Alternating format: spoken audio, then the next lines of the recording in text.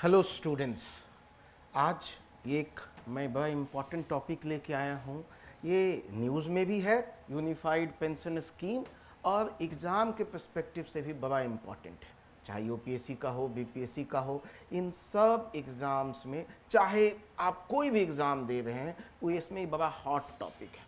तो मैं आपको अभी यूनिफाइड पेंशन स्कीम की बेसिक्स चीज़ों को बताऊंगा, बट एग्ज़ाम के पर्सपेक्टिव से क्या इम्पोर्टेंट हो सकता है, हमको उन किन बातों को ध्यान रखना है, और साथ ही साथ ये आपको कहाँ ट्रैप करेगा। तो आपको ट्रैप करेगा जब ये यूपीएस वर्सेस एनपीएस या एनपीएस वर्सेस ओपीएस, ये आपको कंपैरिजन करा देगा, डेटा दे देगा, वहाँ पे आप फंस जाएंगे।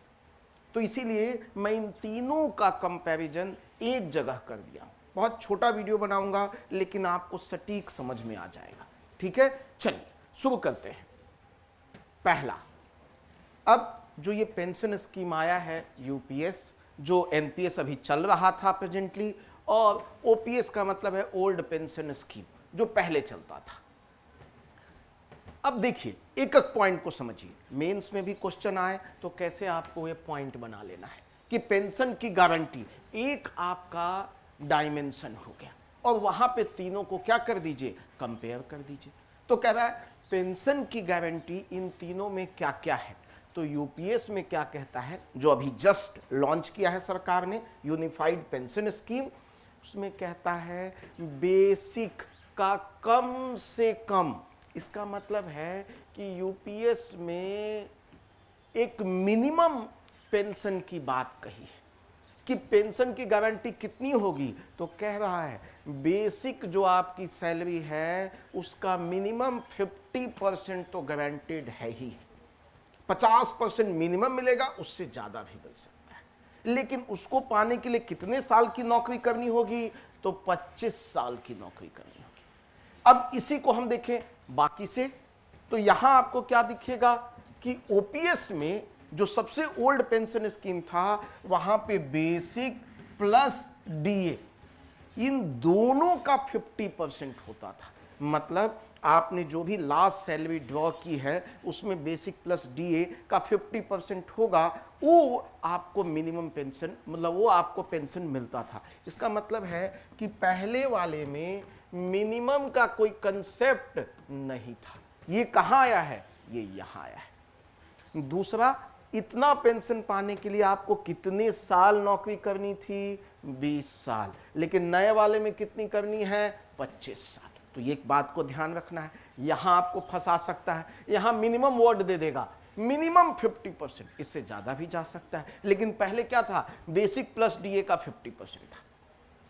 एनपीएस जो अभी चल रहा है, प्रेजेंट समय में चल रहा था, उसमें क्या कह रहा है, ऐसी कोई भी गारंटी नहीं थी। दूसरा सेम, कि उसको ये भी नहीं दिया गया था कि आपको कितने साल की नौकरी, सिंस देना ही नहीं था, उसमें मिलता ही नहीं था, हमने मिनिमम कोई गारंटी की बात ही नहीं की थी, इसीलिए मिनिमम भी हमने टाइम डिफाइन नहीं किया था। और इसी के लिए इस एनपीएस के अगेंस्ट में हमेशा ही विरोध, धरना, प्रदर्शन चलता रहा, क्योंकि वो मिनिमम गारंटी देता नहीं था, दूसरा टाइम भी डिफाइंड नहीं किया था। आगे बढ़ते हैं, दूसरा पार्ट है। अब ये दूसरा डायमेंशन है, यदि मेंस की हम बात करें तो कह रहा है कंट्रीब्यूशन, सरकार कितना पैसा इसमें देती थी। तो अभी जो प्रेजेंटली हमने लॉन्च किया है यूनिफाइड पेंशन स्कीम, उसमें सरकार कितना दे रही है, 18.5%। कर्मचारी कितना देगा, 10%। वहीं पे यदि एनपीएस को देखें जो अभी चल रहा है, उसमें सरकार पहले कितना देती थी, 14%, लेकिन अब उसको बढ़ा के कितना कर दिया, 18। इसका मतलब यहां फायदा मिल गया।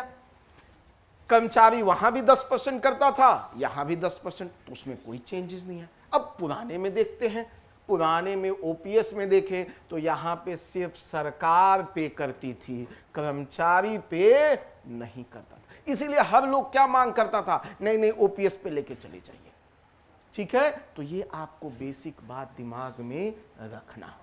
चलिए थर्ड पॉइंट पे, थर्ड पॉइंट कह रहा है कि मिनिमम पेंशन किसी भी व्यक्ति को कितना मिलेगा यदि वो सरकारी नौकरी में है। तो कह रहा है कि मिनिमम पेंशन 10,000 रुपये मिलेगा, लेकिन उस 10,000 का मिनिमम पेंशन पाने के लिए आपको कितने साल काम करना होगा सरकार में, तो 10 साल की नौकरी करनी ही होगी। एनपीएस में हमको पहले से पता है कोई मिनिमम की बात है ही नहीं, तो इसीलिए उसमें कुछ नहीं आएगा। ओपीएस में देखिए कितना मिलता था 9,000, लेकिन इस बार वो बढ़ के कितना हो गया 10,000। ये फायदा हो गया लोगों को। और पिछले भी ओपीएस में भी कम से कम कितना साल काम करना पड़ता था, 10 साल। यहां भी 10 साल। अब इसके आगे जितना बढ़ करते जाएंगे उसके करस्पॉन्डिंग ये बढ़ता चला जाएगा, तो ये भी बात ध्यान रखना है। आगे बढ़ते हैं, चौथा डायमेंशन। अब मेंस के लिए देखिए यही क्वेश्चन आ गया, तो इसको डायमेंशन बना दीजिए और ये सारे पॉइंट्स को लिख दीजिए। कह रहा है यदि जो भी व्यक्ति है उसकी मृत्यु हो जाती है, ठीक है, पेंशन मिल रहा था, मृत्यु हो गई, तो उसके फैमिली को कितना पेंशन मिलेगा। तो कह रहा है फैमिली को पेंशन कितना मिलेगा, 60%। पहले सपोज एक आदमी को पेंशन 100 रुपये मिल रहा था, वो मर गया, तो उसकी वाइफ को कितना मिलेगा, 60 रुपये मिलेगा। मतलब जो पेंशन ले रहा था उसका कितना परसेंट, 60%। पहले कितना मिलता था, पहले भी। इसका मतलब इन दोनों में कोई बदलाव नहीं हुआ है, फैमिली पेंशन सेम मिलेगा। एनपीएस में इसका कोई कंसेप्ट ही नहीं था क्योंकि मिलता ही नहीं था, तो ये हम देखेंगे कि यहाँ पे ये भी एक विरोध का बहुत बड़ा कारण था। चलिए आगे बढ़ते हैं। फिर क्वेश्चन आ गया पांचवा डायमेंशन, एक मुश्त रकम। एक मुश्त रकम क्या होता है थोड़ा समझते हैं। एक मुश्त रकम ये होता है कि आप जब हर 6 माह नौकरी करते हैं, मतलब आप 6 मंथ आपने नौकरी किया, तो आपने सिर्फ 6 मंथ नौकरी किया है, सरकार में कंट्रीब्यूशन दिया है, तो उसके लिए सरकार आपको क्या करती है, एक्स्ट्रा पैसा देती है। और एक्स्ट्रा पैसा कितना होता है, 1/10 ऑफ योर मासिक सैलरी। जो आपका मंथली सैलरी मिल रहा है उसका कितना, 1/10, ठीक है। और 1/10 अब जुड़ता चला जाएगा, ठीक है। हर 6 मंथ पे मान लिया आपने 20 साल काम किया, मान लिया आपकी सैलरी 80,000 है, ठीक है, तो हर 6 महीना पे आपको एक्स्ट्रा कितना पैसा मिलेगा, 8,000। तो अब सोचिए 20 साल काम किए हैं, तो 20 इंटू कितना हो गया, एक साल में 2 बार हो गया ना, तो 40 हो गया, 40 इंटू 8, इतना पैसा आपको अब मिलेगा। इसका भी व्यवस्था किया गया है। पहले ग्रेच्युटी मिलती थी, उस पर कोई दिक्कत नहीं है, वो एज इट इज रहेगा, ठीक है। एनपीएस में इसका कोई कंसेप्ट नहीं था, ठीक है। ओल्ड वाले में देख लें, ओल्ड वाले में क्या होता था, यहाँ पे जो भी इम्प्लॉय कंट्रीब्यूशन करता था उसका 100% जैसे ही पेंशन मतलब रिटायर हुआ उसको उसका मिल जाता था। यहाँ पे हमने क्या देखा है कि मासिक सैलरी का उसको मिलेगा। अब ग्रेच्युटी में ग्रेच्युटी अमाउंट का कितना मिलेगा उसको, 40%। ये पहले था, लेकिन यहाँ पे ऐसा नहीं है, मिनिमम पेंशन पे उसका कोई भी असर नहीं पड़ेगा। लास्ट पॉइंट आगे बढ़ते हैं। कह रहा है महंगाई भत्ता, 6th पॉइंट। कह रहा है महंगाई भत्ता पे क्या असर होगा इन तीनों में। तो देखिए यूपीएस में जो अभी स्कीम आया है, हमने क्या किया है, डियरनेस अलाउंस। इसका मतलब है कि जैसे जैसे महंगाई बढ़ती जाती है सरकार डियरनेस अलाउंस क्या करती है, बढ़ाती चली जाती है, तो सरकार फिर से वो दे रही है। एनपीएस में ऐसा कोई कंसेप्ट नहीं था, सेम ओल्ड में भी था, तो इसका मतलब दोनों में क्या है, सेम है। जैसे जैसे सरकार आगे बढ़ेगी वो क्या देती जाएगी, डियरनेस अलाउंस ऐड करती चली जाएगी।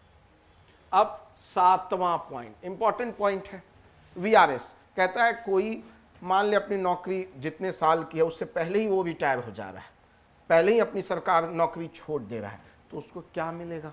तो कह रहा है उसको मिलेगा 60 साल जैसे ही हो जाएगा उसका पेंशन क्या होगा, स्टार्ट हो जाएगा, ठीक है। 60 साल होते ही उसका पेंशन स्टार्ट हो जाएगा। एनपीएस में ऐसी कोई व्यवस्था नहीं की गई थी। एंड लास्टली ओपीएस में क्या था, ओपीएस में कहता था आप जब रिटायर हुए हैं तो उसी समय से आपको बेसिक प्लस डीए का 50% क्या होता था, मिलने लगता था। लेकिन इसमें क्या कह रहा है, आपको वेट करना पड़ेगा और वहां से आपको पैसा मिलेगा, ठीक है। चलिए, और इसके लिए कितना मिनिमम कितना नौकरी करना पड़ता था, 20 साल, लेकिन यहां पे ऐसी कोई बात नहीं कही गई। चलिए आगे बढ़ते हैं। 7वां पॉइंट कह रहा है यूपीएस किन किन पे लागू होगा। देखिए अब इतना ही पढ़ना है, अब आप लोग इसके लिए 50 यदि भी सर्च करें तो उसका कोई फायदा नहीं है। पीटी मेंस इतना भी कर लेंगे, मोर देन एनफ आंसर होगा। तो क्या कह रहा है, किन किन को ये मिलेगा यूपीएस का? तो कह रहा है यदि कोई भी राज्य सरकार अपने स्टेट में लागू कर लेता है तो उन सबको फायदा मिलेगा। यदि राज्य सरकार लागू नहीं करता है तो उनको नहीं मिलेगा। तो कह रहा है राज्य सरकार के फैसले के बाद उनको भी मिलेगा। जैसे बिहार गवर्नमेंट है, बिहार गवर्नमेंट फैसला करती है कि हम यूपीएस को लागू करते हैं, तो उस सबको फायदा क्या मिलने लगेगा? जितने राज्य सरकार के कर्मचारी हैं उन सबको फायदा ना मिलने लगेगा। ठीक है। दूसरा, क्या सरकारी बैंक में जो लोग काम कर रहे हैं या पीएसयूज में काम कर रहे हैं उनको मिलेगा फायदा? तो नहीं मिलेगा उनको फायदा। ठीक है। फिर कह रहा है निजी कर्मचारी मतलब प्राइवेट एम्प्लॉय, कहीं कहीं काम करते हैं प्राइवेट सेक्टर में, कह रहा है उनको मिलेगा? तो उनको भी नहीं मिलेगा। ठीक है। चल आगे बढ़ते हैं। अब कुछ इंपॉर्टेंट बातें कि कब से लागू होगा? तो ये 1 अप्रैल 2025 से लागू होगा। और क्या इंपॉर्टेंट है, कह रहा है जो पुराने एम्प्लॉयज एनपीएस के थ्रू अपना पेंशन उसमें शामिल हो चुके थे, क्या उनको भी मिल सकता है? हाँ, एनपीएस में शामिल कर्मचारी भी क्या कर सकते हैं, अब बदल सकते हैं एनपीएस टू यूपीएस, चेंज करा सकते हैं अपना। दूसरा कह रहा है लेकिन जो रिटायर हो गए उनका क्या? तो कह रहा है एनपीएस से वो भी अब किस में जा सकते हैं? यूपीएस में। मतलब रिटायर कर्मचारी भी क्या कर सकता है? वो चेंज कर सकता है। अब सवाल आएगा कि जो मान ले उसका ज़्यादा पैसा निकलेगा तो उसको क्या होगा? वो पैसा ब्याज समेत सरकार देगी। तो कह रहा है आपने एनपीएस से यूपीएस में चले गए तो अब जो रिटायर कर्मचारी हैं उनको जितना पैसा डिफरेंस अमाउंट है वो इंटरेस्ट के साथ सरकार क्या करेगी? दे देगी। ये एक पूरी कोशिश है कि जो सरकारी कर्मचारी है वो खुश रहे, और खुश रहेंगे तो क्या होगा? सरकार के वोट बैंक में काम आएगी। और ये बहुत दिनों से डिमांड भी था। ठीक है, लोगों मतलब जो भी सरकार में काम कर रहे थे लोग, उनकी डिमांड भी थी, और इस सरकार ने कोशिश की है कि लोगों को जो सरकार में हैं उनको एक सिक्योरिटी दी जाए, क्योंकि एनपीएस से उनकी उस सिक्योरिटी की भावना, अगेन फाइनेंशियल सिक्योरिटी की भावना खत्म हो गई थी। ठीक है। तो यहाँ पे मुझे लगता है इस टॉपिक में इससे ज़्यादा आपको नहीं पढ़ना है। ठीक है। चलिए, ऑल द बेस्ट, मिलते हैं नए टॉपिक के साथ।